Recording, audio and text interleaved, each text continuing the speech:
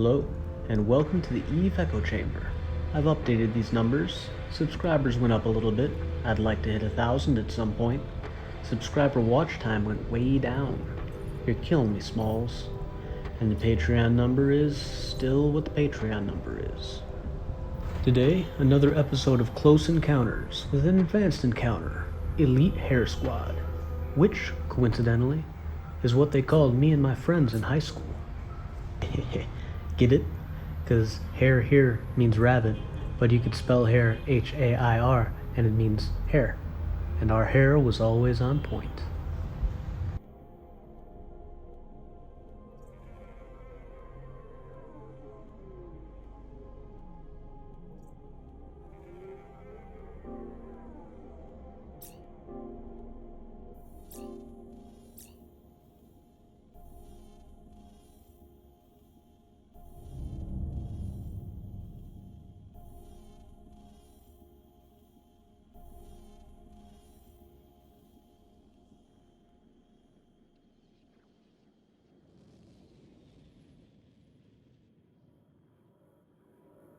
Warp drive active.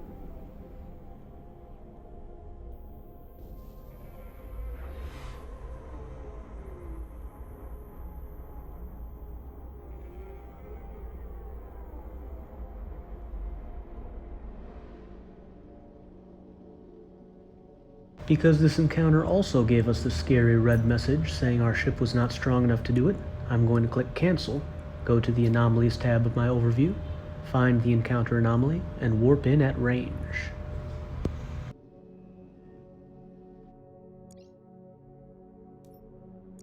Warp drive active.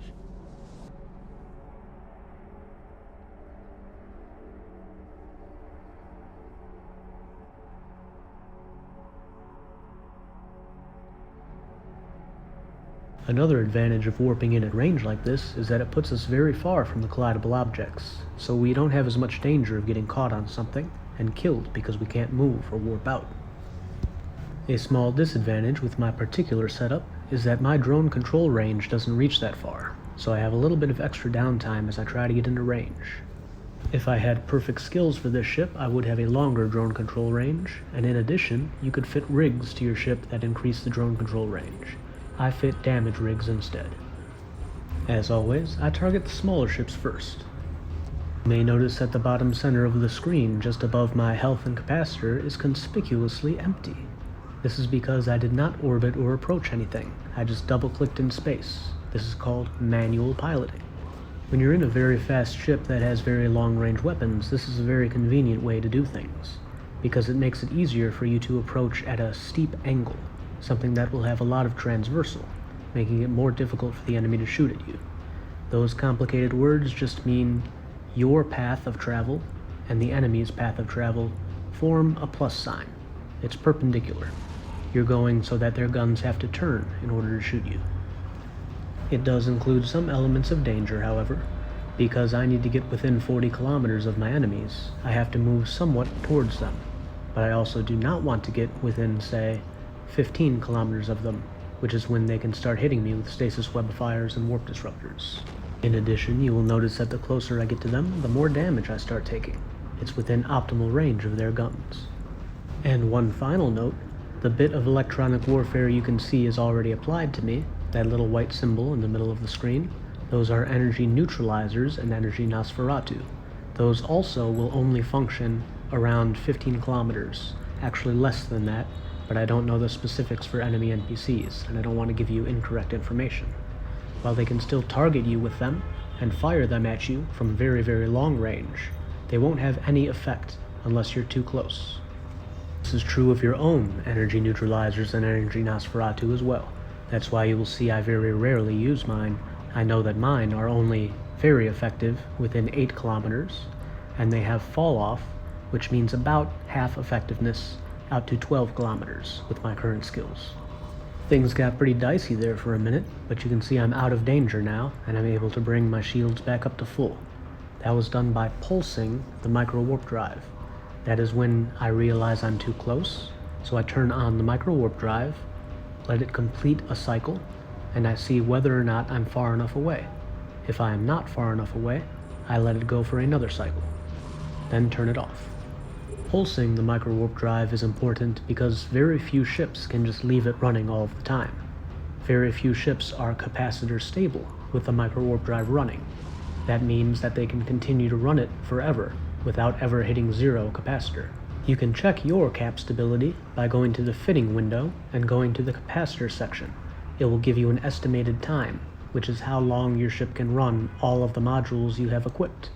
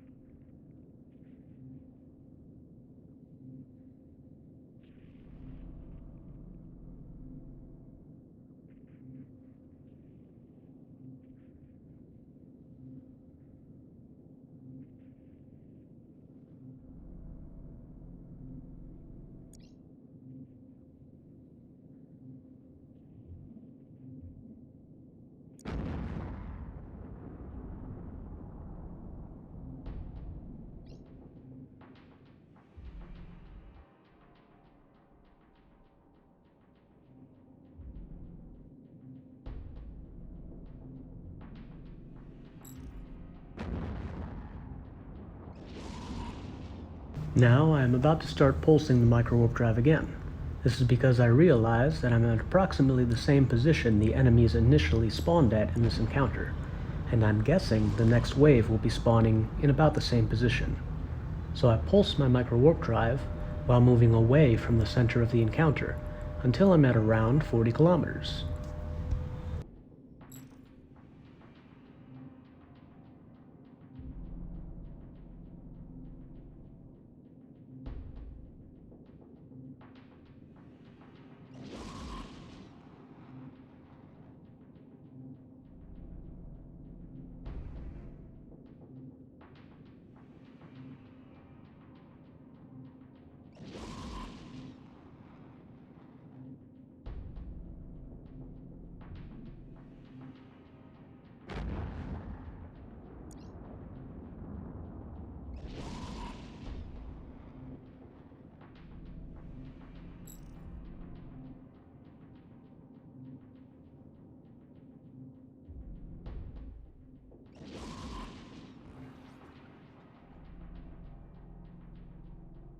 almost perfect.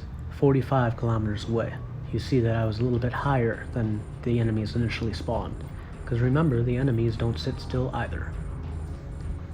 Again, we target the small stuff first, and the elite stuff in particular, because the elite mobs are much faster and much stronger.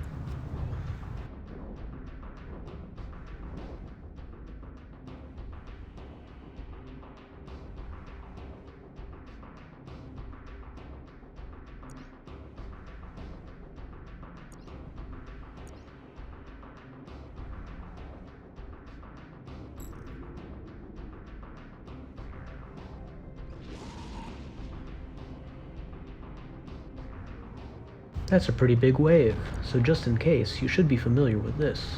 Setting an autopilot route as an emergency escape button, just in case.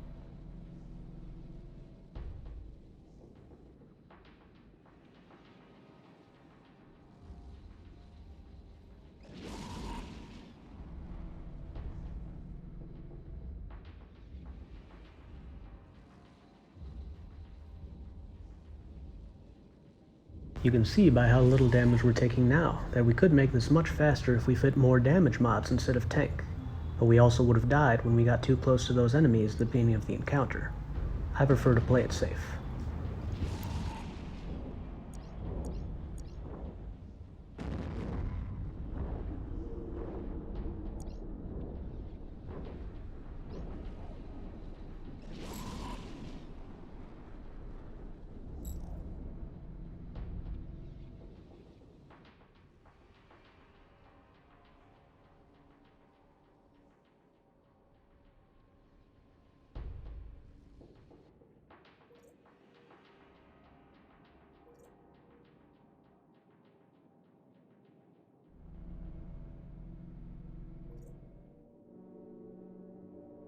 There we go. Encounter successful. As always, don't forget to loot. That'd be very embarrassing. Thank you for watching. This has been the EVEEchoChamber. Fly safe.